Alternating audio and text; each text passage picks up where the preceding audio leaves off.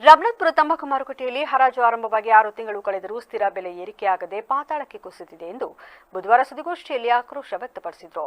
ಕೇಂದ್ರ ಸಚಿವ H D Kumaraswamy, ಸಂಸದರಾದ ಯದುವೀರ್, ಶ್ರೇಯಸ್ ಪಟೇಲ್ ಹಾಗೂ ಶಾಸಕ ಎ ಮಂಜು ಅವರು ಕೇಂದ್ರ ವಾಣಿಜ್ಯ ಸಚಿವ ಪಿಯೂಷ್ ಗೋಯಲ್ ಅವರನ್ನು ಭೇಟಿ ಮಾಡಿ ಉನ್ನತ ಮಟ್ಟದ ಸಭೆ ನಡೆಸಿ ಬೆಲೆ ಏರಿಕೆ ಮಾಡುವಂತೆ ಕೇಳಿಕೊಂಡರೂ ಕವಡೆ ಕಾಸಿನ ಕಿಮ್ಮತ್ತು ನೀಡದೆ ಕಿಂಚಿತ್ತೂ ದರ ಏರಿಕೆ ಮಾಡಿಲ್ಲ. ಬೆಳೆಗಾರರ ಹಿತ ಕಾಯಬೇಕಿದ್ದ ಮಂಡಳಿ ಕಾಟಾಚಾರದ ಸಭೆ ನಡೆಸಿ ಕಣ್ಮುಚ್ಚಿ ಕುಳಿತುಕೊಳ್ಳುತ್ತಿದೆ. ರೈತರ ಮೇಲೆ ಕಾಳಜಿ ಇದ್ದರೆ ಸಂಸದರು ಮತ್ತು ಶಾಸಕರು ಬೀದಿಗಿಳಿದು ರೈತರ ಧರಣಿಯಲ್ಲಿ ಭಾಗವಹಿಸಿ ಬೆಂಬಲಿಸಬೇಕು ಎಂದು ಆಗ್ರಹಿಸಿದರು. ಮಂಡಳಿ ಮತ್ತು ಕಂಪನಿ ಎರಡೂ ಸೇರಿ ರೈತರಿಗೆ ಮೋಸ ಮಾಡ್ತಾ ಇರ್ತಾರೆ.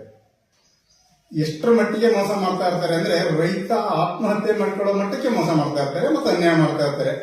ಈಗಾಗಲೇ ಬೆಳೆದಿರುವಂತ ಬಗೆಸೊಪ್ಪು ಅರ್ಧ ಸಹಿತ ಮಾರ್ಕೆಟ್ ಆಗಿಲ್ಲ. ಇನ್ನು ಅರ್ಧಕ್ಕಿಂತ ಹೆಚ್ಚು ಸೊಪ್ಪು ಉಳಿದಿದೆ. ಕಾರಣ ತಗೊಂಡು 500 ಬೇಲಲ್ಲಿ 200 ಬೇಲನ್ನು ವಾಪಸ್ ಕಳಿಸ್ತಾರೆ, 300 ಬೇಲನ್ನು ವಾಪಸ್ ಕಳಿಸ್ತಾರೆ, 150-200 ಬೇಲನ್ನು ಅವರಿಗೆ ತಕ್ಕಂತ ಬೆಲೆಗೆ ಮಾತ್ರ ಕೊಂಡ್ಕೊತಾರೆ.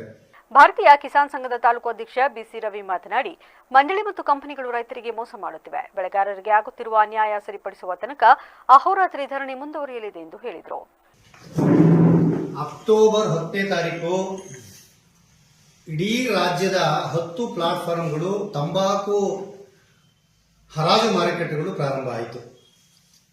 ಪ್ರಾರಂಭ ಆಗಿ ಸರಿಸುಮಾರು ಇಂದಿಗೆ 6 ತಿಂಗಳ ಆದರೂ ಸಹಿತ ತಂಬಾಕು ತನ್ನ ಬೆಲೆಯನ್ನ, ತನ್ನ ಸ್ಥಿರತೆಯನ್ನ ಹೆಚ್ಚಿಸಿಕೊಳ್ಳಿಲ್ಲ. ಮೊದಲು ಆಂಧ್ರದಲ್ಲಿ 450 ರೂಪಾಯಿ ಗರಿಷ್ಠ ಬೆಲೆ, ಕರ್ನಾಟಕದಲ್ಲಿ ಪ್ರಾರಂಭ ಆದಾಗ ಸಂಘದ ಮಂಜು, ವೀರೇಂದ್ರ, ಸಂಜು, ವೇದಮೂರ್ತಿ ಘೋಷಿಯಲ್ಲಿದ್ದರು.